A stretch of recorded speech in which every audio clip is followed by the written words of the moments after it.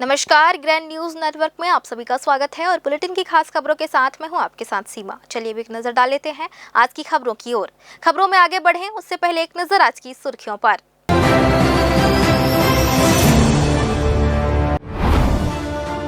सड़क ठेकेदार गोयल के ठिकानों पर आयकर विभाग की दबिश। टोल प्लाजा पहुंचकर दस्तावेजों की जांच।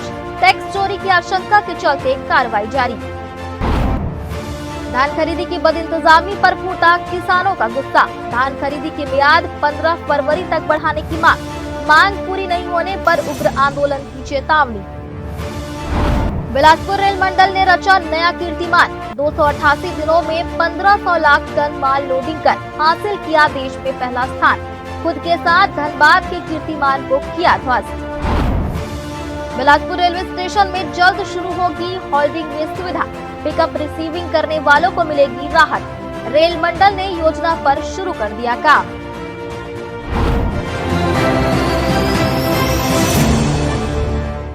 ये थी हेडलाइंस और अब खबरें विस्तार से। बिलासपुर में सड़क ठेकेदार BR गोयल के ठिकानों पर आयकर विभाग ने बड़ी कार्रवाई की है। टैक्स गड़बड़ी की सूचना के बाद शुक्रवार को IT की टीम ने छापेमारी की। जानकारी के मुताबिक शुक्रवार सुबह करीब 10 बजे आयकर विभाग की टीम 3 गाड़ियों में पाराघाट टोल प्लाजा स्थित टोल ऑफिस पहुंची। यहां टीम ने दस्तावेजों और डिजिटल डेटा की गहन जांच शुरू की। कंप्यूटर, हार्ड डिस्क और अन्य रिकॉर्ड खंगाले जा रहे हैं। साथ ही संबंधित कर्मचारियों से पूछताछ भी की जा रही है। मिली जानकारी के अनुसार आयकर विभाग को सड़क निर्माण से जुड़े लेन देन में अनियमितता की जानकारी मिली थी। इसी आधार पर यह कार्रवाई की गई है। छापेमारी के दौरान टोल ऑफिस में कुछ देर के लिए अफरा तफरी का माहौल भी देखा गया। फिलहाल आयकर विभाग की टीम जांच में जुटी हुई है और दस्तावेजों का मिलान किया जा रहा है। कार्रवाई के बाद ही टैक्स गड़बड़ी की वास्तविक स्थिति साफ हो पाएगी। आयकर विभाग ने संकेत दिए हैं कि जांच के दायरे में अन्य ठिकाने भी आ सकते हैं। सरकारी स्कूल की संपत्ति से छेड़छाड़ के मामले में पुलिस ने सख्त कार्रवाई की है। बिलासपुर जिले के बिल्हा विकास खंड अंतर्गत बेलतरा स्थित शासकीय हाई स्कूल के नवनिर्मित भवन से कीमती सामान उखाड़ कर ले जाने के मामले में रतनपुर थाने में FIR दर्ज की गई है।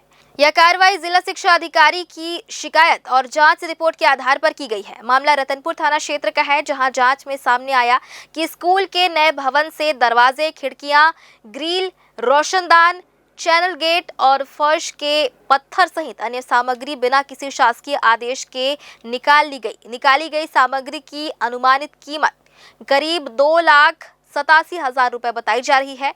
इस दौरान भवन को भी नुकसान पहुंचाया गया। जांच रिपोर्ट में पूर्व बेलतरा सरपंच पति राम रतन कौशिक और तत्कालीन महिला प्राचार्य कावेरी यादव की भूमिका सामने आई है। आरोप है कि दोनों ने आपसी सहमति से शासकीय संपत्ति को नुकसान पहुंचाया। पुलिस ने आरोपियों के खिलाफ BNS की धारा 427, 34 और लोक संपत्ति नुकसान निवारण अधिनियम 1984 की धारा 3 के तहत मामला दर्ज कर जांच शुरू कर दी है। प्रशासन ने साफ कहा है कि शासकीय संपत्ति को नुकसान पहुंचाने वालों पर सख्त कार्रवाई की जाएगी। हाँ, बेलतरा का जो है उसमें FIR जांच तो हो गई हमारे स्तर पर। पुलिस ने भी उसको जांच करके FIR दर्ज कर लिए हैं। जो पूर्व सरपंच पति है और तत्कालीन प्राचार्य है उनके ऊपर। अब देखिए आगे कार्रवाई क्या होती है। अभी की स्थिति में तत्कालीन प्राचार्य जो है वो निलंबन में है। अब आगे क्या होता है। 2-2.5 लाख का है वो सामान जो है।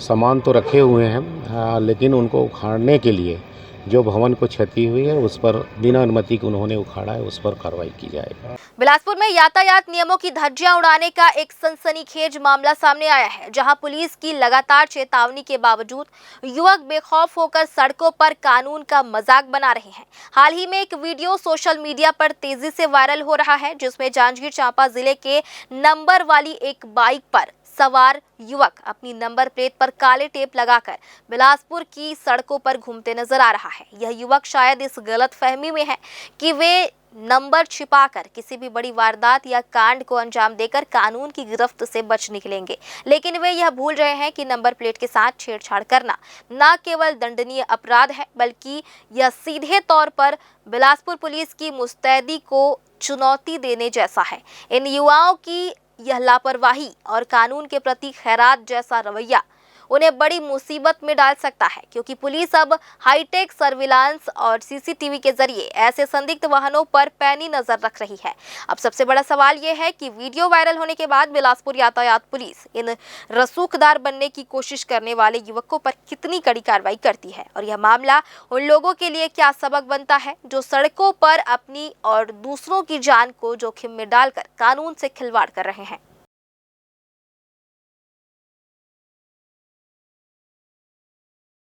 छत्तीसगढ़ में अन्नदाता की स्थिति एक बार फिर चिंताजनक मोड़ पर है। कोरबा और जांजगीर की सीमा पर स्थित झांझ गांव के किसान बसाहू राम मरकाम ने कर्ज और रकबा कटौती से परेशान होकर कीटनाशक खाकर आत्महत्या का प्रयास किया।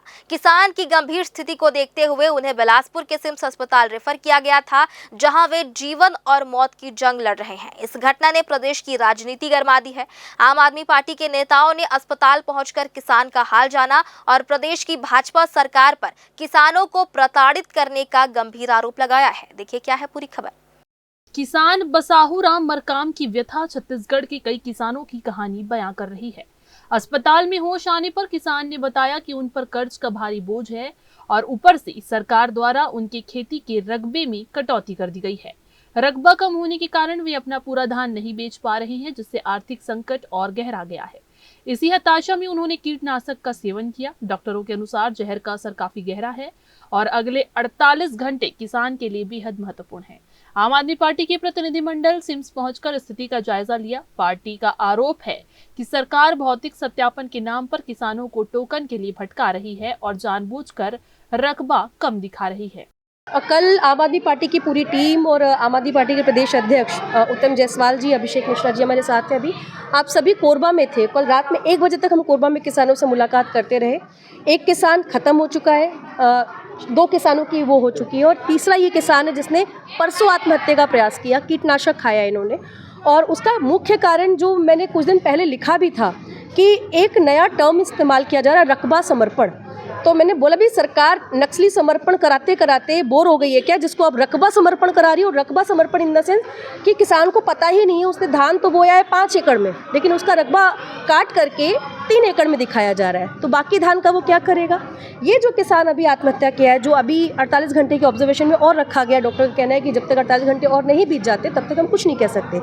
उसका अभी जो थोड़ा बहुत वो उसके अंदर में जाके हमारी बात होने पे समझ में आया, उसने सीधे बोला उसके ऊपर कर्ज भी है। किसान कर्ज लेके मतलब कर्जदार ही बने जा रहा है। 3 लाख का उसके ऊपर कर्ज है, साथ ही रकबा काट दिया गया। अब रकबा कम हुआ, उसको समझ में आ गया रकबा कम हो गया, धान उसका कम बिकेगा, तो वो कर्जा कैसे अदा करेगा।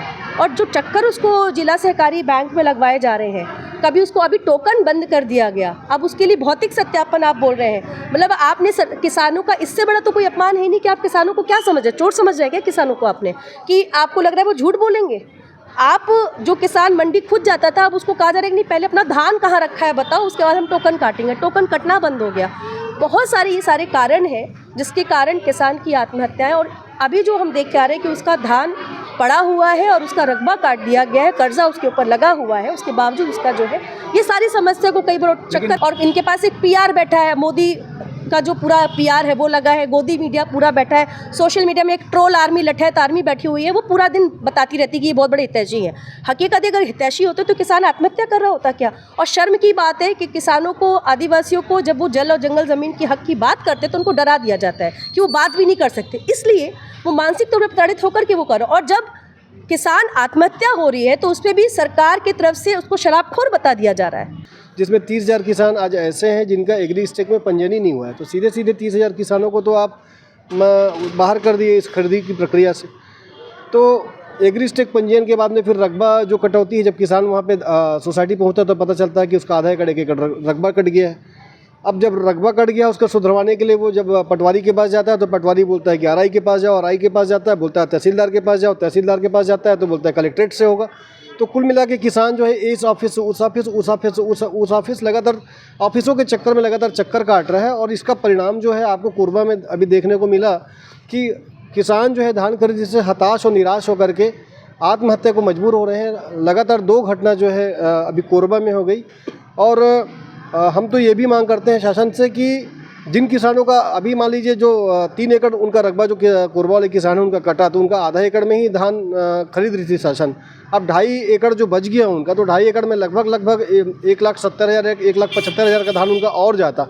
शासन को वो मुआवजा भी उन किसानों को देना चाहिए कायदे से, जिन किसानों का रकबा शासन की गलती से कटा है। तो वो सारे किसान, चाहे कोरबा के हो, चाहे जहांगीर के हो, चाहे महासमुंद के हो, पूरे छत्तीसगढ़ में कहीं के भी किसान हो। आम आदमी पार्टी की नेता प्रियंका शुक्ला ने सरकार की कार्यप्रणाली पर तीखा हमला बोला है। उन्होंने रकबा समर्पण जैसे नए शब्दों का इस्तेमाल करते हुए कहा कि सरकार ने अब तक नक्सलियों को आत्मसमर्पण कराते बोर हो चुकी है और अब किसानों से रकबा समर्पण करा रही है।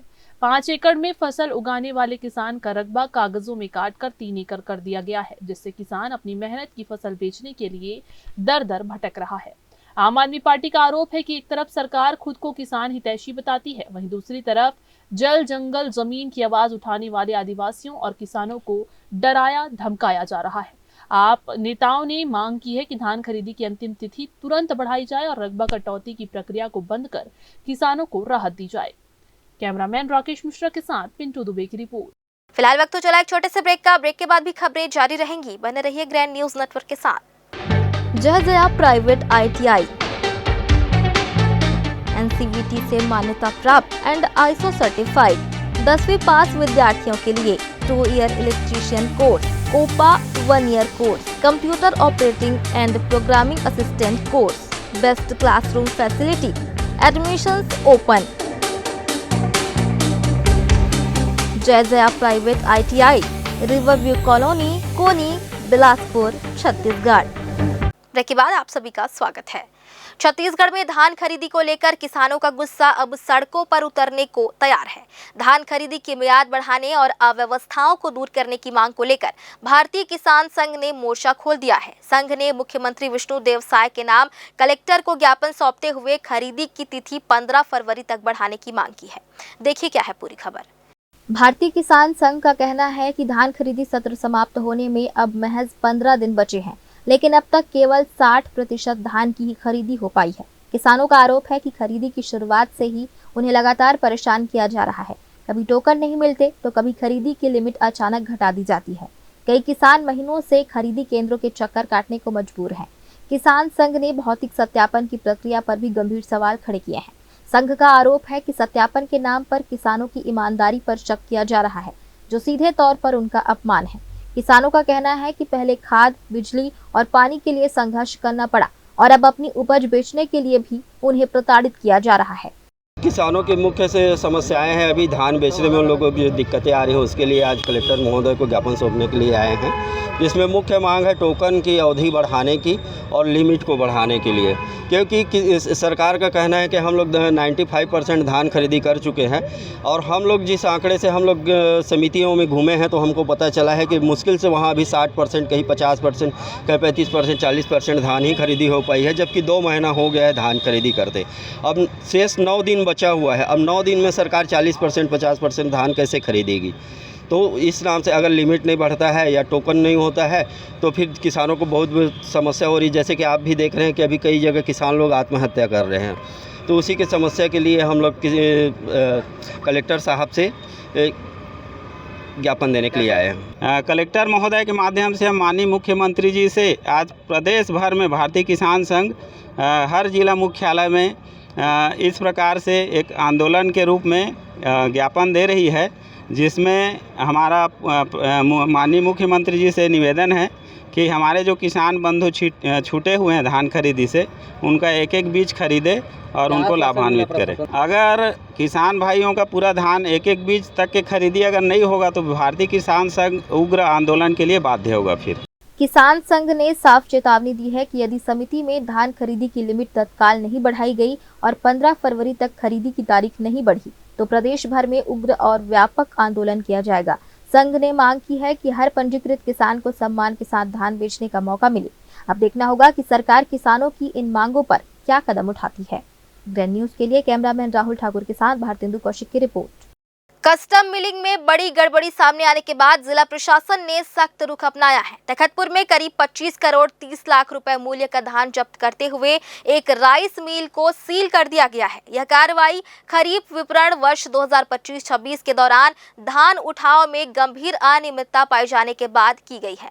शासन के निर्देश पर धान परिवहन की निगरानी के लिए ICCC कमांड सेंटर के माध्यम से GPS चेकिंग की जा रही है। इसी चेकिंग के दौरान तखतपुर विकास खंड के ग्राम खपरी में संचालित बाल कृष्ण फूड्स राइस मिल में गड़बड़ी के संकेत मिले। सूचना मिलते ही कलेक्टर के निर्देश पर तखतपुर SDM नितिन तिवारी और सहायक कलेक्टर अरुवत कुमार के नेतृत्व में संयुक्त जांच दल ने राइस मिल पर छापा मारा। जांच के दौरान भौतिक सत्यापन किया गया, जिसमें बड़ा अंतर सामने आया। रिकॉर्ड में 96,863 क्विंटल धान का उठाव दर्ज था, लेकिन मौके पर केवल 92,358 क्विंटल धान ही पाया गया, यानी करीब 4,504 क्विंटल धान गायब मिला। प्रशासन ने इसे छत्तीसगढ़ चावल उपार्जन आदेश 2016 का स्पष्ट उल्लंघन बताया है। रिसाइकलिंग की आशंका को देखते हुए मौके पर मौजूद 81,000 क्विंटल से अधिक धान जब्त कर राइस मिल को सील कर दिया गया है।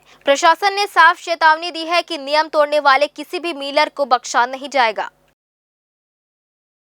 जशपुर जिले में सिंचाई के क्षेत्र में एक नई और आधुनिक पहल की दिशा में बड़ा कदम उठाया गया है। बगिया क्षेत्र में प्रस्तावित MCAD यानी modernisation of command area development सिंचाई योजना के प्रभावी क्रियान्वयन के लिए कृषकों और अधिकारियों का अध्ययन दल मध्य प्रदेश के लिए रवाना हुआ है। इस दल को 15 जनवरी को मुख्यमंत्री विष्णुदेव साय ने हरी झंडी दिखाकर रवाना किया। जशपुर जिले की मैनी नदी पर प्रस्तावित बगिया दाबित उद्वहन सिंचाई योजना को सफल और तकनीकी रूप से मजबूत बनाने के उद्देश्य से यह अध्ययन यात्रा आयोजित की गई है। मुख्यमंत्री विष्णुदेव साय ने 15 जनवरी की रात बगिया गांव से बस को रवाना किया, जिसके बाद 16 जनवरी को सभी सदस्य बिलासपुर इंदौर एक्सप्रेस ट्रेन के जरिए मध्य प्रदेश के भोपाल के लिए प्रस्थान कर गए। यह योजना भारत सरकार के जल शक्ति मंत्रालय द्वारा प्रधानमंत्री नरेंद्र मोदी के निर्देश पर अप्रैल 2025 में शुरू किए गए MCAD कार्यक्रम के अंतर्गत स्वीकृत की गई है। बगिया क्लस्टर के लिए 19 सितंबर 2025 को करीब 95 करोड़ 89 लाख रुपए की मंजूरी दी गई है। इस महत्वाकांक्षी परियोजना से बगिया सहित 13 गांव के लगभग 9,866 हेक्टेयर कृषि क्षेत्र को खरीफ और रबी दोनों मौसम में सिंचाई सुविधा मिलेगी। हम लोग देखेंगे वहाँ पर किस प्रकार की खेती होता है, कैसा होता है, इसलिए हम लोग को दिखाने ले जा रहे हैं। वहाँ पर किस तरह से कैसे करना है हम लोग देख के आएंगे, सीख के आएंगे, फिर गांव घर में किसानों को बताएंगे कि वैसे वहाँ ऐसे खेती होता है, ऐसे किया जाता है करके हम लोग आगे किसान भाइयों को हम लोग बताएंगे। योजना का निर्माण कार्य 30 सितंबर 2026 तक पूरा करने का लक्ष्य रखा गया है। इसके बाद 5 वर्षों तक संचालन और संधारण किया जाएगा। MCAD योजना के तहत आधुनिक दाबित पाइपलाइन सिंचाई नेटवर्क और सौर आधारित बिजली व्यवस्था SCADA और IoT तकनीक से जल प्रबंधन, GIS मैपिंग और जल उपयोग की दक्षता पर विशेष ध्यान दिया जाएगा। पर ड्रॉप मोर क्रॉप के सिद्धांत पर आधारित यह योजना किसानों की उपज और आय दोनों बढ़ाने में मदद साबित होगी। जशपुर जिले में MCAD परियोजना के तहत बगिया उद्वहन सिंचाई योजना की स्वीकृति भारत सरकार द्वारा सितंबर महीने में प्राप्त हुई है। माननीय मुख्यमंत्री महोदय, जो हमारे जल संसाधन विभाग के मंत्री भी हैं, उनके गृह ग्राम बगिया के आसपास के 13 गांवों में 4,933 हेक्टेयर क्षेत्र में सिंचाई सुविधा के लिए यह योजना स्वीकृत हुई है। छत्तीसगढ़ की यह प्रथम योजना है जिसमें पाइप डिस्ट्रीब्यूशन नेटवर्क के माध्यम से सिंचाई की सुविधा उपलब्ध कराई जाएगी। अभी तक हम छत्तीसगढ़ में जितनी भी परियोजनाएं बनी हैं हमारी, सभी नहरों के माध्यम से सिंचाई हो रही है और उसमें सबसे बड़ी जो समस्या आती है भू अर्जन की। भू अर्जन के कारण कई योजनाएं प्रभावित होती हैं। इस प्रकरण में कोई भी भू अर्जन की प्रक्रिया हमको नहीं करनी पड़ेगी क्योंकि अंडरग्राउंड पाइपलाइन के माध्यम से सिंचाई होगी, इसलिए यह योजना शीघ्र पूरी होगी। इस योजना को सितंबर 26 तक पूर्ण करने का भी लक्ष्य रखा गया है। 16 से 19 जनवरी 2026 तक अध्ययन दल मध्य प्रदेश के राजगढ़ जिले में स्थित मोहनपुरा और कुंडालिया वृहद सिंचाई परियोजना का अध्ययन करेगा। दल में जल संसाधन, कृषि और उद्यानिकी विभाग के 32 अधिकारी कर्मचारी और 13 गांव के 26 किसान शामिल हैं। यह अध्ययन यात्रा छत्तीसगढ़ में आधुनिक और टिकाऊ सिंचाई व्यवस्था लागू करने की दिशा में एक अहम कदम मानी जा रही है। ग्रैंड न्यूज के लिए कैमरामैन राहुल ठाकुर के साथ भारतेंदु कौशिक की रिपोर्ट। बिलासपुर न्यायधानी में इन दिनों मॉडिफाइड साइलेंसर के खिलाफ ट्रैफिक पुलिस का कड़ा अभियान जारी है, जिसके तहत आज एक बड़ी कार्रवाई को अंजाम दिया गया। पुलिस ने करीब 25 लाख रुपए कीमत वाली एक यामाहा निंजा सुपर बाइक को रोककर उसे जब्त कर लिया। बताया जा रहा है कि इस बाइक में नियमों को ताक पर रखकर लगभग 1 लाख रुपए की कीमत वाला मॉडिफाइड साइलेंसर लगाया गया था, जो सड़कों पर कान फोड़ू शोर उत्पन्न कर रहा था। ट्रैफिक पुलिस की इस मुस्तैदी ने शहर के स्टंटबाजों और ध्वनि प्रदूषण फैलाने वाले वाहन चालकों में हड़कंप मचा दिया है। गौरतलब है कि पुलिस प्रशासन मॉडिफाइड साइलेंसर के प्रति बेहद सख्त रुख अपनाते हुए और महज 2 दिन पहले ही अभियान के दौरान पकड़े गए सैकड़ों अवैध साइलेंसरों पर बुलडोजर चलाकर उन्हें नष्ट किया गया था। इसी कड़ी में आज की यह कार्रवाई मोटर व्हीकल एक्ट की विभिन्न धाराओं के तहत की गई है, जिसमें पुलिस ने न केवल भारी जुर्माना आरोपित किया है, बल्कि बाइक को जब्त कर मामला न्यायालय में पेश कर दिया है। बिलासपुर में नियमों की धज्जियां उड़ाने वाले एक होटल संचालक द्वारा पुलिस प्रशासन को दबाव में लेने का मामला सामने आया है। भारतीय नगर चौक स्थित शाहनूर बिरयानी सेंटर के संचालक मोहम्मद नसीफ ने थाना प्रभारी SR साहू के खिलाफ SP ऑफिस में शिकायत दर्ज कराई है। हालांकि हकीकत इसके बिल्कुल उलट नजर आ रही है। देर रात तक होटल संचालित करने और पुलिस की समझाइश को अनसुना करने वाला संचालक अब अपनी गलती छिपाने के लिए विकलांगता और मारपीट का सहारा लेकर TI के खिलाफ विभागीय जांच की मांग कर रहा है, जबकि हकीकत ये है कि पेट्रोलिंग टीम द्वारा बार-बार चेतावनी दिए जाने के बावजूद होटल नियमों के विरुद्ध खोला गया। पूरा मामला देर रात तक होटल संचालन से जुड़ा है। जानकारी के अनुसार भारतीय नगर चौक पर स्थित यह बिरयानी सेंटर निर्धारित समय सीमा के बाद भी धड़ल्ले से चल रहा था। जब थाना प्रभारी और पेट्रोलिंग टीम इसे बंद कराने पहुंची तो संचालक द्वारा सहयोग करने के बजाय पुलिस से ही उलझने की कोशिश की गई। कल रात पे करीब 11:15 बजे हमने शॉप बढ़ाने के लिए किया, लेकिन बट हमारे पास कस्टमर बैठे थे तो हम बढ़ा नहीं पाए। उस बीच में पेट्रोलिंग टीम और TI साहब खुद आए और बिना समझाइश दिए मुझे मारपीट करने लग गए। दो बार मुझे लाठी से मारा। मतलब ये भारतीय नगर चौक। क्या बोलकर मारे? कुछ नहीं बोले, तेरे को टाइम नहीं पता, कुछ नहीं बोले भी नहीं, सीधा आए, पहले लाठी चार्ज किए, बोले लाइट बंद कर। किसके द्वारा मारा गया? पाइप से लाठी के द्वारा। TI साहब ने। कहाँ के TI? Civil line. नाम क्या है? साहू सर लिखते हैं। कोई समझाइश नहीं दिया गया उनके द्वारा, सीधा आया, उन्होंने लाठी से मारा। और ऑलरेडी मैं पैर से विकलांग हूँ तो चलने में थोड़ी तकलीफ भी हो रही है। और फिर उन्होंने मारपीट करने के बाद हमारे को लाइट बंद करवाया। लाइट बंद करने के बाद बोलते हैं कि कल से 11 बजे दुकान बंद हो जानी चाहिए, अन्यथा मैं तेरे को 151 की धारा लगा दूंगा। दिलचस्प बात यह है कि शिकायतकर्ता ने जिस CCTV फुटेज को आधार बनाकर शिकायत की है, वही फुटेज उसकी पोल खोल रहा है। वीडियो की टाइमिंग साफ दर्शाती है कि दुकान देर रात तक खुली थी और संचालक नियमों का उल्लंघन कर रहा था। एक शाहनूर होटल है भारतीय नगर चौक में, उसको मेरे द्वारा पेट्रोलिंग को बोला जाता था बार बार कि उसको समय पे बंद करें, पर उनके द्वारा बोला जाता था कि वो हमारा खिलाफ शिकायत करता है और बंद भी नहीं करता समय पर। तो मैं खुद कल 12 बजे वहाँ वही गया होटल में, तो 12 बजे होटल खुला था और काफ़ी लोगों को बिठाकर खिला भी रहा था। तो मेरे द्वारा भी समझाइश दिया गया कि आप दुकान बंद करें, फिर भी नहीं बंद कर रहा था। तो थोड़ा सा उसको डांटा गया था वहाँ पे, और वो जो आरोप लगा रहा है कि वो मारपीट किया, ऐसा कोई मारपीट नहीं किया गया है। हैरानी की बात यह है कि कई बार पेट्रोलिंग टीम की हिदायत मिलने के बाद भी संचालक केवल हाँ बोलकर दुकान खुली रखता था। अब अपनी गलती को सही ठहराने और कानूनी कार्रवाई से बचने के लिए होटल संचालक ने उल्टा थानेदार के खिलाफ मोर्चा खोल दिया है।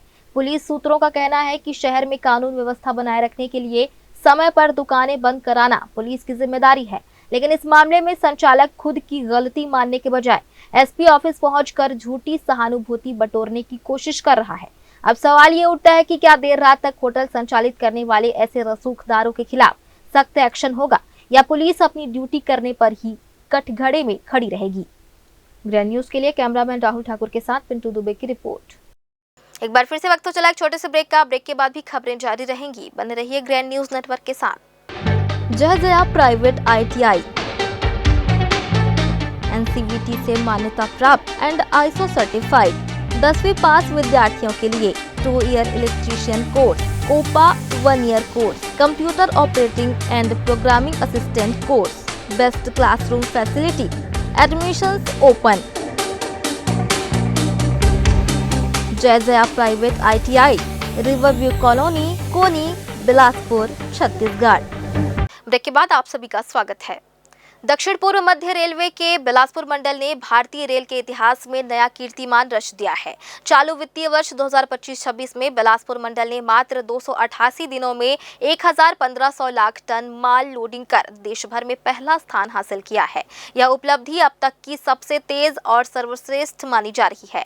इससे पहले यह रिकॉर्ड धनबाद मंडल के नाम था, जिसने 289 दिनों में यह लक्ष्य पूरा किया था। बिलासपुर मंडल ने न सिर्फ धनबाद का रिकॉर्ड तोड़ा, बल्कि अपने ही पुराने रिकॉर्ड को भी पीछे छोड़ दिया है। 13 जनवरी तक मंडल ने 1500 लाख टन से अधिक माल लोडिंग कर लिया है। माल परिवहन में कोयले की हिस्सेदारी सबसे ज्यादा रही, जहां 1426 लाख टन से अधिक कोयला लोड किया गया।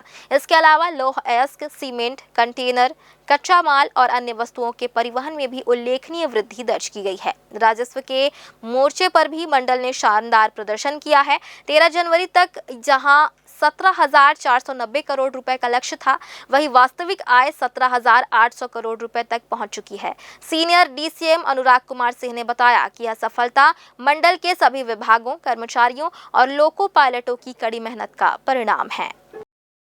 SCCR और बिलासपुर डिवीजन हमेशा अग्रणी रहा है माल लदान में, और उस श्रृंखला में ही उसी कीर्तिमान को बरकरार रखते हुए बिलासपुर डिवीजन पूरे भारतीय रेल में माल लदान में प्रथम स्थान प्राप्त रखे हुए हैं, और आने वाले वित्तीय वर्ष जब खत्म होगा तभी वो बरकरार ही रहेगा। और इसमें बताने वाली बात ये है कि 150 मिलियन टन जो है जस्ट वो अचीव किया गया 14 तारीख के दिन, और इस बार का टारगेट 200 मिलियन टन लिया गया है। ये भी भारतवर्ष में पहला बार होगा कि कोई एक पर्टिकुलर डिवीजन 200 मिलियन टन जो है इतना लदान करेगा। तो ये आधारभूत संरचना या पावर हाउसेस को जो खोल जाता है, जिसकी वजह से जितने ऊर्जा संयंत्र चलते हैं, तो उस दिशा में एक अच्छा है। और बिलासपुर जितने भी पावर हाउसेस हैं पैन इंडिया सबको केटर करता है, तो उस दिशा में प्रयास जारी है और अच्छा कार्य बिलासपुर डिवीजन के द्वारा किया जाता है। सहकारी समितियों के कायाकल्प को लेकर सरकार ने बड़ा और सख्त फैसला लिया है। अब समितियों की चल अचल संपत्ति, कर्मचारियों और ऑडिट का पूरा हिसाब लिया जाएगा।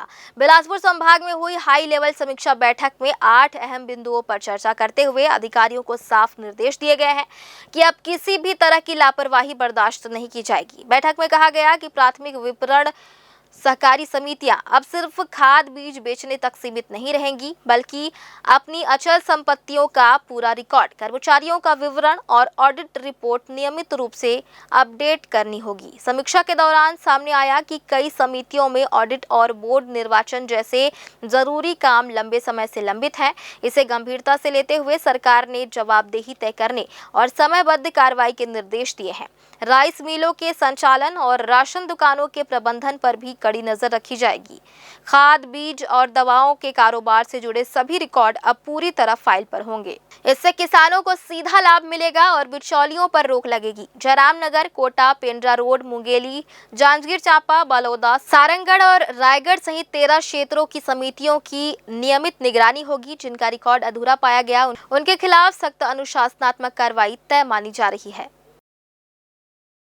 8 एजेंडा पर चर्चा की गई और संभागीय जो आयुक्त हैं हमारे कोऑपरेटिव बसंत कुमार साहब, उन्होंने कोऑपरेटिव मार्केटिंग सोसाइटी की उन्नयन के लिए कार्य योजना बनाई है और सभी से पूछा भी है किस तरह से मार्केटिंग सोसाइटी का उन्नयन किया जा सकता है।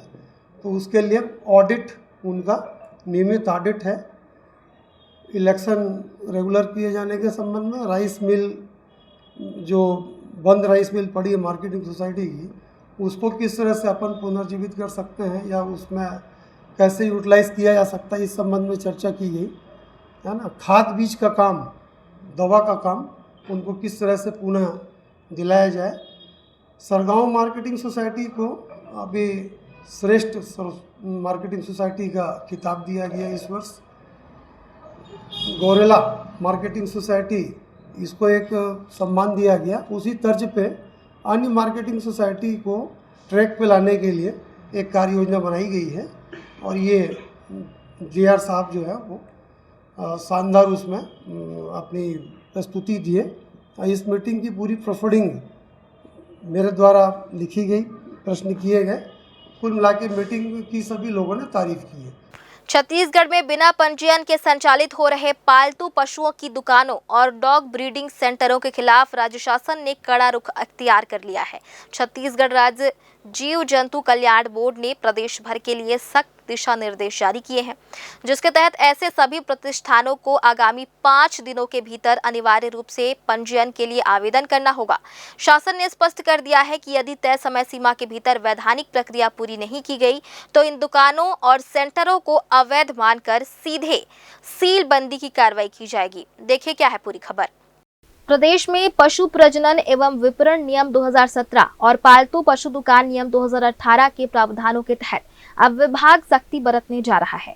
इन नियमों के दायरे में श्वान, बिल्ली, खरगोश, गिनी पिग, हैमस्टर सहित पिंजराबंद विदेशी पक्षी भी शामिल हैं, जिनका व्यापार करने के लिए राज्य जीव जंतु कल्याण बोर्ड में पंजीयन कराना अनिवार्य है। नियमानुसार किसी भी डॉग ब्रीडिंग सेंटर को संचालन शुरू होने के 60 दिनों के भीतर अपना रजिस्ट्रेशन कराना आवश्यक होता है। राज्य जीव जंतु कल्याण बोर्ड ने सभी जिलों के संयुक्त संचालकों को निर्देशित किया है कि जिन अपंजीकृत दुकानों और सेंटरों ने अब तक आवेदन प्रस्तुत नहीं किया है, उन्हें चिन्हित कर सीलबंदी की कार्रवाई की जाए। सभी संचालकों को अपने संबंधित जिले के पशु चिकित्सा सेवा कार्यालय में 5 दिनों के भीतर संपर्क कर विधिवत आवेदन प्रस्तुत करना होगा। इस निर्धारित अवधि के बाद प्रशासन की विशेष टीमें औचक निरीक्षण पर निकलेंगी और नियमों का उल्लंघन करने वाले सभी प्रतिष्ठानों को बंद करने की प्रक्रिया शुरू कर दी जाएगी।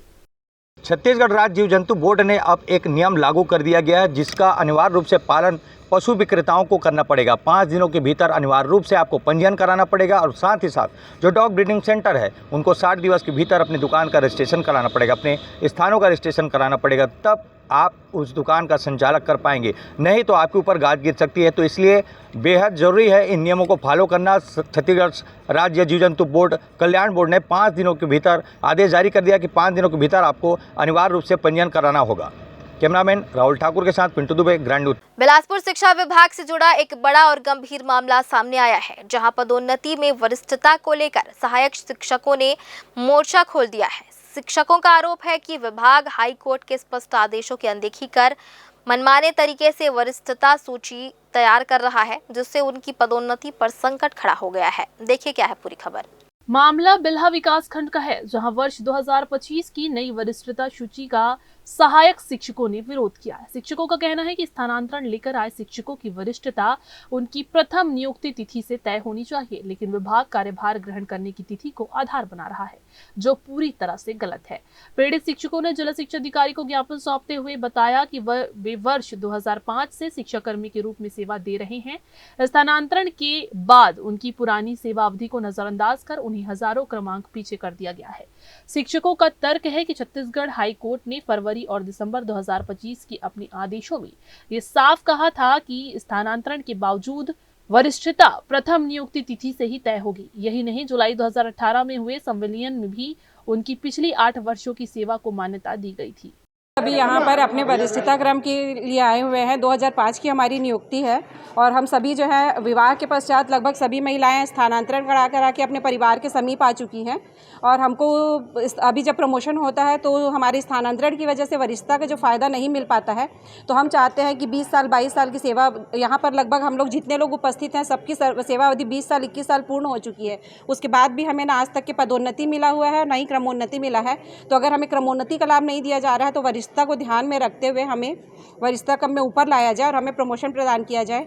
कोर्ट का आदेश आने के बाद भी शासन के द्वारा हमें वरिष्ठता का लाभ प्रदान नहीं किया जा रहा है। लाभ नहीं, वरिष्ठता सूची जारी हुआ है और हम लोग स्थानांतरण से यहाँ आए हैं और इस स्थानांतरण में हमको सबसे ऊपर क्रम में रखा गया है, जबकि हमारा नाम सामने होना चाहिए। 2005 की हमारी पोस्टिंग है और अभी की स्थिति में जैसे हम 2008 में ट्रांसफ़र करा के आए कि 10 में करा के आए, तो 2008 और 10 में हमारा नाम है, जो कि गलत है। अभी शासन हाई कोर्ट के निर्देशानुसार वरिष्ठता समाप्त नहीं होगी, प्रथम नियुक्ति तिथि से ही वरिष्ठता की गणना की जाए, ऐसा आदेश हुआ है 5/12/2026 को।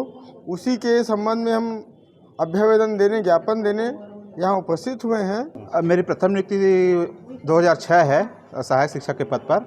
मैं गौरेला ब्लॉक से यहाँ बिल्हा ब्लॉक ट्रांसफ़र पे आया था और हमारी वरिष्ठता जो है ट्रांसफ़र डेट पे लिया जा रहा है, जिससे हमारी पूरी वरिष्ठता, जो पुरानी हमारी वरिष्ठता थी, वो सब हमारा चला गया, जिससे हमारी पदोन्नति नहीं हो पा रही। हमसे हमारे से जूनियर प्रमोशन पाकर हमारे से ऊंचे पद पे बैठ रहे हैं और हम उनके अंडर में काम कर रहे हैं। और कोर्ट का भी आदेश आया है 5/12/2025 को कि इनका वरिष्ठता प्रभावित नहीं होना चाहिए। अधिकारी क्या बोलते हैं इस बारे में? अधिकारी का कहना है कि अभी आवक जावक में दे दीजिए। शिक्षक एलबी की सहायक शिक्षक एलबी के द्वारा मांग की गई है कि हम ट्रांसफ़र जिस तारीख में हमारी अपॉइंटमेंट हुई है उस तारीख को वरिष्ठता मानी जाए, लेकिन ऐसा नहीं है। इन लोगों का संविलियन 1/7/2018 को हुआ है। जो पंचायत विभाग ने हमको जो तिथि उनका सीनियरिटी तिथि निर्धारित करके दी है उसमें हेरफेर हम नहीं कर पाएंगे। जो वो दिए हैं वही मान्य होगा। इस तरह से करना कि हमको इस तारीख से दें उस तारीख से दें, ये उचित नहीं है। शासन स्तर की बात है, शासन निर्णय लेंगे, उनके आधार पर कार्रवाई की जाएगी। फिलहाल अभी उसी को माना जाएगा जो हमारे पास रिकॉर्ड है। शिक्षकों ने चेतावनी दी है कि यदि जल्द वरिष्ठता सूची में सुधार नहीं किया गया तो वे कोर्ट में अवमानना याचिका दायर करेंगे। इस विवाद से हजारों शिक्षकों की पदोन्नति की उम्मीदें अधर में लटक गई है। अब देखना होगा कि प्रशासन इस पर क्या कार्रवाई करती है। कैमरामैन राहुल ठाकुर के साथ भारतेंदु कौशिक की रिपोर्ट। एक बार फिर से वक्त हो चला है एक छोटे से ब्रेक का। ब्रेक के बाद भी खबरें जारी रहेंगी। बने रहिए ग्रैंड न्यूज नेटवर्क के साथ। जय प्राइवेट ITI NCVT से मान्यता प्राप्त एंड ISO सर्टिफाइड 10वीं पास विद्यार्थियों के लिए 2 year electrician course, OPA 1 year course, computer operating and programming assistant course, best classroom facility, admissions open. Jai private ITI, riverview colony, Koni, Bilaspur, Chhattisgarh. Break के बाद आप सभी का स्वागत है। बिलासपुर रेलवे स्टेशन में अब ट्रेन का इंतजार करना या किसी अपने को रिसीव करना पहले से कहीं ज्यादा आसान होने जा रहा है। रेलवे प्रशासन स्टेशन के सामने जल्द ही हॉल्टिंग वे सुविधा शुरू करने जा रहा है, जहां बेहद कम शुल्क में तय समय तक वाहन खड़ा किया जा सकेगा। इससे महंगी पार्किंग और सड़क किनारे वाहन खड़ा करने की मजबूरी से लोगों को छुटकारा मिलेगा। देखिए क्या है पूरी खबर। बिलासपुर रेलवे स्टेशन में पहले से प्रीमियम पार्किंग और ड्रॉप एंड गो की सुविधा मौजूद है, लेकिन आम लोगों की जरूरत को देखते हुए अब रेलवे प्रशासन हॉल्टिंग वे की नई व्यवस्था शुरू कर रहा है। यह सुविधा स्टेशन के सामने रेल कोच रेस्टोरेंट से लगी खाली जमीन पर विकसित की जाएगी। पहले जमीन का विकास होगा, इसके बाद इसे ठेके पर दिया जाएगा। यह सुविधा खास तौर पर उन लोगों के लिए फायदेमंद होगी जो अपने परिजनों या दोस्तों को स्टेशन रिसीव करने आते हैं। अभी उन्हें या तो महंगी पार्किंग फीस चुकानी पड़ती है या तो सड़क किनारे वाहन खड़ा करने पर कार्रवाई झेलनी पड़ती है। नई व्यवस्था के तहत 2 पहिया वाहन के लिए 3 घंटे का शुल्क सिर्फ 5 रुपए और 4 पहिया वाहन के लिए 4 घंटे का शुल्क मात्र 10 रुपए प्रस्तावित है। इसके साथ ही होल्डिंग वे परिसर में चाय का स्टॉल, वाहनों की सफाई और छोटे मोटे काम की सुविधा भी उपलब्ध होगी। इसका बड़ा फायदा ये होगा कि जैसे ही यात्री प्लेटफॉर्म पर पहुंचेगा, कॉल मिलने पर वाहन चालक सीधे ड्रॉप एंड गो तक जाकर बिना किसी परेशानी के उसे रिसीव कर सकेगा। क्योंकि बिलासपुर स्टेशन मेजर डेवलपमेंट के अंतर्गत कार्यरत है, तो यहाँ पे पैसेंजरों की सुविधा के लिए और एक फैसिलिटी देने का विचार किया गया है। एक हॉल्टिंग बे, जो कि एक पार्किंग टाइप की सुविधा होगी स्टेशन से थोड़ी दूरी पर, जहाँ पे कि अगर आपके कोई पैसेंजर आ रहे हैं स्टेशन पर तो आप वहाँ पे वेट कर सकते हैं और जैसे ही आपका ट्रेन अराइवल हो जाएगा तो आप अपने यात्री को पिकअप एंड ड्रॉप में जा करके इमीडिएटली पिकअप करके जा सकते हैं। तो परफोर्स आपको पार्किंग स्पेस में नहीं जाना होगा, आप हॉल्टिंग बे में एक किफायती दर पे आप वहाँ वेट कर सकते हैं, फिर अपने पैसेंजर को लेकर जा सकते हैं। फिलहाल स्टेशन के सामने तितली चौक से करसा मैदान और आरक्षण कार्यालय तक सड़क किनारे वाहन खड़ा करने पर रेलवे कार्रवाई करता है। हॉल्टिंग वे शुरू होने से यात्रियों को राहत मिलेगी और स्टेशन परिसर में यातायात व्यवस्था भी कहीं ज्यादा सुचारू हो सकेगी। ग्रैंड न्यूज के लिए कैमरामैन राहुल ठाकुर के साथ भारतेंदु कौशिक की रिपोर्ट। बिलासपुर के शकरभाटा थाना क्षेत्र अंतर्गत एक सड़क हादसे में नशे में धुत युवक गंभीर रूप से घायल हो गया, जिसे पुलिस की सक्रियता से समय रहते उपचार मुहैया कराया गया है। मिली जानकारी के अनुसार एक युवक शराब के अत्यधिक नशे में वाहन चला रहा था, तभी अचानक वाहन से नियंत्रण खो देने के कारण वह सीधे सड़क किनारे एक गहरे गड्ढे में जा गिरा। इस दुर्घटना में युवक के सिर पर काफी गंभीर चोटें आई और वह लहूलुहान होकर मौके पर ही तड़पने लगा। आसपास मौजूद राहगीरों ने हादसे की गंभीरता को देखते देखते हुए तत्काल इसकी सूचना डायल 112 को दी। सूचना मिलते ही 112 की टीम ने मौके पर पहुंचकर तत्परता दिखाई और घायल युवक को तुरंत नजदीकी अस्पताल में भर्ती कराया। फिलहाल घायल युवक का इलाज अस्पताल में जारी है और डॉक्टरों द्वारा उसकी स्थिति पर नजर रखी जा रही है। बिलासपुर के लिंगियाडीह क्षेत्र में बार बार सर्वे और तोड़फोड़ की कार्रवाई से स्थानीय लोगों का गुस्सा अब खुलकर सामने आ गया है। वसंत विहार के सामने रहने वाले सैकड़ों परिवारों के समर्थन में जन चेतना भारत पार्टी के नगर निगम प्रशासन के खिलाफ मोर्चा खोल दिया है। पार्टी के सदस्यों ने कलेक्टर को ज्ञापन सौंपकर कार्रवाई पर तत्काल रोक लगाने की मांग की है। जेसीबी के सदस्यों का कहना है कि पिछले 4 महीनों में नगर निगम द्वारा 3 अलग-अलग परियोजनाओं के नाम पर लोगों को डराया जा रहा है। कभी सड़क चौड़ीकरण, कभी नाले पर सड़क निर्माण और कभी कॉम्प्लेक्स व गार्डन निर्माण का हवाला देकर सर्वे और तोड़फोड़ की चेतावनी दी जा रही है।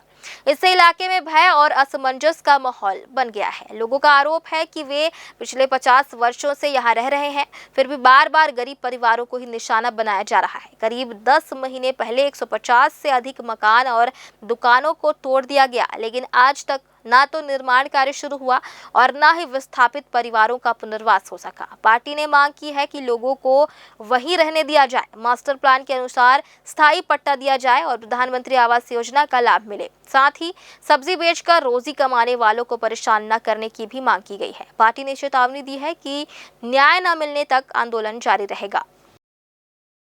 जन चेतना भारत पार्टी की बिलासपुर इकाई जो है उसने ज्ञापन दिया निगम आयुक्त को और कलेक्टर महोदय को। लिंगियाडीह में जो तोड़फोड़ का अंदेशा हो रहा है और वहाँ की महिलाएं पुरुष कई महीनों से आंदोलनरत हैं, उनकी रात की नींद हराम है और डर उनको सता रहा है कि कभी भी उनके घर तोड़े जाएंगे, क्योंकि करीब 1.5 साल पहले जिनके घर तोड़े गए उनको अभी तक मुहैया कुछ और नहीं कराया गया। तो उसी का ज्ञापन दिया। कलेक्टर साहब को काफ़ी सहयोगात्मक उन्होंने रवैया अपनाया, बोले सबके पेपर्स आप लाकर दिखाइए और किसी को भी रातों रात नहीं हटा देंगे, हम लोग मुकम्मल उनका दूसरा व्यवस्था करेंगे, उसके बाद ही हटाएंगे। जो लिंगियाडीह में जो मकान तोड़े जा रहे हैं तो अवैध रूप से इनके तरीके से जो हैं, तो बस हम ये चाहते हैं कि उनको एक तो समय दिया जाए, पर्याप्त समय, और जहाँ शिफ्टिंग किया जा रहा है तो उनको व्यवस्थित तरीके से सारे सुविधाएं मिले उनको, क्योंकि बच्चे भी है, बुज़ुर्ग भी है, बहुत सारे लोग हैं और इस तरह से एकाएक जाके सडनली तोड़ना ये गलत है, ऐसा नहीं होना चाहिए। और हम आशा करते हैं गवर्नमेंट से, नगर निगम से और कलेक्टर महोदय से भी बात हुई है तो उन्होंने हमें आश्वासन दिया है कि अच्छे तरतीब ढंग से बनाया जाएगा, उनको शिफ्टिंग किया जाएगा, उसमें कुछ परेशानी नहीं आएगी, ऐसा आश्वासन दिया गया। बिलासपुर जिला कलेक्टर कार्यालय में आज नगरीय निकाय के कर्मचारियों ने अपनी लंबित मांगों को लेकर जोरदार प्रदर्शन किया और मुख्यमंत्री के नाम ज्ञापन सौंपा। कर्मचारियों की मुख्य मांग है कि छत्तीसगढ़ शासन के घोषणा पत्र के अनुरूप दैनिक वेतन भोगियों को नियमित किया जाए, ठेका प्रथा बंद हो और सभी निकायों में पुरानी पेंशन योजना लागू की जाए। ज्ञापन में स्वच्छता दीदियों को कलेक्टर दर पर भुगतान सुनिश्चित करने, 5 लाख तक के कैशलेस इलाज की सुविधा देने और आधार आधारित उपस्थिति प्रणाली को निरस्त करने जैसे 15 गंभीर मुद्दों को उठाया गया है। कर्मचारियों ने आक्रोश व्यक्त करते हुए स्पष्ट किया है कि वे अब केवल आश्वासनों से संतुष्ट नहीं होंगे। यदि शासन ने जल्द ही इन मांगों का निराकरण नहीं किया तो आने वाले समय में यह आंदोलन और भी उग्र होगा। आखिर भारी संख्या में नगर निगम के कर्मचारियों और अधिकारियों को यहाँ पे आना क्यों पड़ गया? क्या कुछ वजह थी जो ये लोग कलेक्टर के पास पहुँचे थे अपनी फरियाद को लेकर? पीछे आप देख सकते हैं किस तरह से भीड़ यहाँ पे टाउन हॉल में बैठे हुए लोग हैं। यहाँ पे कितने सारे लोग यहाँ पे आए हुए हैं, काफ़ी महिलाएं भी मौजूद है यहाँ पर। और जो इनकी मांग है, क्या कुछ मांग है, जानने के लिए कलेक्टर पास ये लोग अपने आवेदन लेकर पहुँचे हुए थे। क्या कुछ मांगे, इनसे बात करते हैं। क्या कुछ मांगे आप लोगों की जो लेकर अब इतने भारी संख्या में निगम के लोग यहाँ पे पहुँचे और बात कर रहे हैं आपसे? हम क्या कुछ मांग बताएंगे? हम लोग भारतीय मजदूर संघ के स्वास्थ्य कर्मचारी महासंघ है, उसके हम लोग पदाधिकारी हैं और हमारे सब सदस्य लोग हैं। हमारी जो स्वास्थ्य कर्मचारी महासंघ की एक बैठक हुई थी जिसमें निर्णय लिया था, ये लंबे समय से हमारी मांगे लंबित है, जिसमें नियमितीकरण करना है। 97 तक का आदेश है, लेकिन आज भी नगर निगम में, नगर पंचायत में, नगर पालिकाओं में नियमितीकरण नहीं हो पाया है। और 2013 में भी हम लोगों ने आंदोलन किया था ठेकेदारी प्रथा समाप्त करो करके, तो ठेकेदारी प्रथा समाप्त नहीं हो रहा है। पैसे का उसमें बहुत दुरुपयोग हो रहा है। व्यक्ति विशेष को लाभ पहुंचाने के लिए ये सारा जो ठेका प्रथा किया गया है और कर्मचारियों को कम मिलता है। स्वच्छता दीदी हमारी काम कर रही हैं, तो तनख्वाह तो खैर गवर्नमेंट बढ़ाते जा रही है थोड़ा थोड़ा करके, लेकिन उनको न्यूनतम वेतन का लाभ मिलना चाहिए। मतलब मुख्य मुद्दा वेतन है और नियमितीकरण है। और ये ठेका प्रथा के खिलाफ आप लोगों ने आंदोलन भी किया, इसके बावजूद भी कोई सुनवाई नहीं हुई? नहीं हो रही है, इसलिए फिर से हम लोग अभी निर्णय लिए हैं कि ये सब मांगों को लेकर के और आंदोलन करेंगे। 6वां वेतनमान 7वां वेतनमान का भी हम लोग को लाभ नहीं मिला है, आज तक एरियस नहीं मिला है। 2-2 साल का हम लोग का एरियस लटका हुआ है। और नगरीय निकाय को 2M दर्जे का जो मान रहे ना, उसके लिए हम लोग को लड़ाई जारी रखना है आगे। कितने ऐसे कर्मचारी होंगे पूरे प्रदेश भर में, क्या कुछ जानकारी है आपको? और कितने यहाँ पे है जिले में, ये थोड़ा सा बताएंगे। कम से कम नियमितीकरण 18,000 कर्मचारी हमारे नियमित कर्मचारी, और उसके बाद जो दैनिक वेतन है या स्वच्छता दीदी मिला करके 35,000 लोग हैं। अब पूरे इन 35,000 की जो सैलरी है बराबर समय में क्या आती है यहाँ पे? नहीं मिल पा रही है। ना समय में सैलरी मिल पाती है, ना नियमितीकरण होता है, और ना ही इनकी मांगों को अभी तक सरकार ने सुनी है, ना ही प्रशासन ने। आपको बता दें कि लगातार ये लोग आंदोलन करते चले आ रहे हैं कि ठेका प्रथा को भी बंद किया जाए। क्या कुछ वजह कि ठेका प्रथा अभी तक बंद नहीं कर पा रही? क्या इनको ज़्यादा फायदा हो रहा है? क्या लाभ मिल रहा है? ज़्यादा लाभ मिल रहा है? अब पुरुष से आगे तो महिलाएं ही रहती है, हमेशा उन्हीं से बात कर लेते। क्या कुछ मांगे आप बताएंगे? ठेका प्रथा क्यों बंद नहीं किया जा रहा है? सर, ठेका प्रथा का नहीं, मैं स्वच्छता दीदी के बारे में बता रही हूँ। हमारी स्वच्छता दीदी के बहुत दिन से हम मांग कर रहे हैं SI कार्ड के लिए और PF के लिए, वो अभी तक मांग पूरा नहीं है। और प्लस हमको नियमितीकरण होना चाहिए हमारी। केवल नियमितीकरण और वो 3 है हमारी मांग अभी। हाँ, वेतन की मांग या तो कलेक्टर दे दे या फिर हमको नियमितीकरण। जैसे आपकी मांगे अभी आप लोग आंदोलन करते हैं, आपकी मांगे पूरी नहीं होगी आगे, तो और आप लोग फिर क्या करेंगे सर? आंदोलन लगातार करते हाँ, लगातार करते रहेंगे। जब आंदोलन करने के बावजूद भी कहीं सुनवाई नहीं होती है तो क्या करेंगे फिर आप लोग? आंदोलन करेंगे सर, बहुत। केवल आंदोलन करें? हाँ। मतलब सड़क पर बैठेंगे? बैठेंगे मतलब सड़क पर भी बैठ सकते हैं अगर इनकी मांगे पूरी नहीं होती। सर, आप ही कुछ स्पष्ट बताएं, क्योंकि महिलाएं तो कुछ ज़्यादा बता नहीं पा रही है। यदि आपकी मांगे पूरी नहीं होती, क्योंकि लगातार तो आंदोलन करते चले आ रहे हैं आप, आंदोलन ही आपका एक रह गया है, अगर मांगे फिर भी पूरी नहीं होती तो आगे और क्या फिर बच गया आपके पास? नहीं, हम लोग इसके बाद ना लगातार, जैसे पिछले 2013 में हम लोगों ने आंदोलन किया था 17 दिन का, उसमें हमारी कुछ मांग पूरी हुई थी, लेकिन कुछ मांग अभी भी लटकी हुई है। तो फिर से आज के बाद हम लोग समीक्षा बैठक रखेंगे प्रदेश स्तर पे, और समीक्षा बैठक रखने के बाद उसमें सर्वसम्मति से पूरे प्रदेश स्तर पे निर्णय लेंगे। और आगे यदि हमारी मांग पूरी नहीं होती है तो हम लोग प्रत्येक निकाय में काम बंद करने का निर्णय लेंगे। तो क्या कुछ मांगे जो है पूरी हुई थी आंदोलन 17 दिन के आंदोलन के बाद? उस समय बहुत से लोग का नियमितीकरण हुआ था, लेकिन 97 के पहले के कर्मचारी आज भी हैं। कुछ लोग का रिकॉर्ड नहीं मिला, कुछ लोग को जो अधिकारी वर्ग हैं वो नहीं चाहते थे कि नियमित हो, तो इसलिए लटके हुए हैं। पंचायतकालीन कर्मचारी भी स्पष्ट निर्देश होने के बाद भी कोई भी पंचायतकालीन कर्मचारियों को नियमितीकरण नहीं किया गया है अभी तक, और सबको मिला दिया गया है नगर निगम में, नगर पंचायतों में या नगर पालिकाओं में। तो ये जो अभी जैसे आप मांग रहे हैं कईयों के, तो फिर रिटायरमेंट का भी समय आ गया होगा? हाँ, रिटायर भी हो जा रहे हैं, उनको पेंशन का लाभ भी नहीं मिल रहा है, और उनको DA समय से नहीं दिया जाता है, पैसा नहीं है बोलते हैं। तो हमारा ये कहना है कि भाई हमारा जो आय का साधन है आप समाप्त करते चले जा रहे हो।